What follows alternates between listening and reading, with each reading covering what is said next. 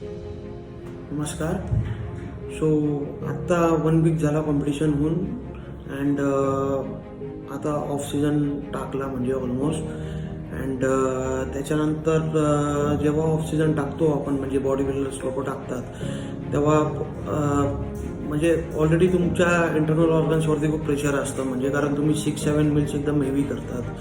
So आता जो period आहे म्हणजे माझा तो ऑफ सीझन आहे म्हणजे कार्बोहायड्रेट्स थोडेसे मॉडरेट करेल आणि प्रोटीन इंटेक थोडासा लो करून टाकेल बॉडीमध्ये आणि वीकली फक्त 4-5 सेशन्स ठेवेल वर्कआउटचे, ते पण 35-40 मिनिट्स, जास्त नाही, आणि कार्डिओ 15 to 20 मिनिट्स. आणि कारण बॉडी बिल्डर हा असा असतो की तो वर्षानुवर्ष डाएटवरती असतो आणि अचानक जेव्हा तो बाहेरचं फूड खातो म्हणजे काही पण जंक फूड असेल किंवा घरातलं जेवणसुद्धा म्हणता येईल तेलकट किंवा तिखट, त्याच्याने सुद्धा स्टमक अपसेट होतं आणि लूज मोशन्स होतात किंवा ॲसिडिटी पण होते. म्हणजे चान्सेस असतातच असतात 90%, कारण आम्ही सगळं बॉईल फूड खातो आणि रॉ फूड असतं सगळं. सो त्याच्यामुळे हळूहळू जे काही चेंजेस करायचे असतात ते करावे लागतात आम्हाला. अँड म्हणजे जसं आता मी आधी 6-7 मील्स व्हायचे डेली, ते आता फक्त 3-4 मील्स होत आहेत आणि ते पण कमी प्रमाणात, कारण एवढे 6-7 मील्स कंटिन्यू ठेवायचं वर्षानुवर्षभर ते ॲक्च्युली इंटरनल ऑर्गन्सवरती एक प्रेशर येतो.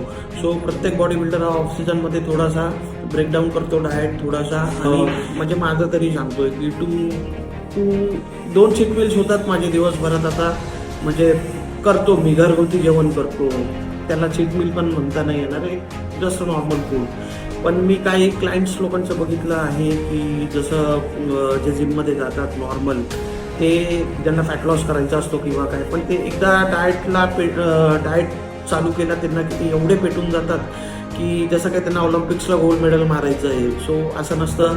आपलं कल्चर, आपला धर्म फार वेगळा आहे अँड त्याच्यामध्ये भरपूर काही हे असतात, जसं एकादशी असते, मग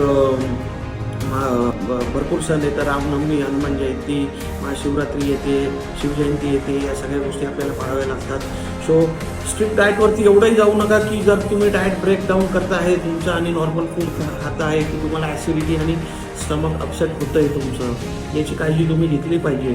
अँड नॉर्मली 2 चीट मील्स तरी मी रिकमेंड करतोच, म्हणजे प्रोसेस कोणतीही असो, फॅट लॉस असू की मसल गेनिंग असू, म्हणजे 2 चीट मील तुम्ही केलेलेच पाहिजे, कारण मेटाबॉलिझम पण तेवढाच फास्ट राहतो, हाय होतो अँड बॉडीला पण एक सवय राहते आणि आपल्याला घरगुती जेवणसुद्धा करायला मिळतं. आणि हाच एक रुटीन एका क्लायंटनी ठेवला पाहिजे आणि फॉलो केला पाहिजे जो जिममध्ये जातोय for fat loss or for muscle building. And एवढंच मला असं वाटतं की तुम्ही सगळ्यांनी फॉलो केलं पाहिजे. बाकी नंतर बोलू पुढचं काय असेल तर. धन्यवाद.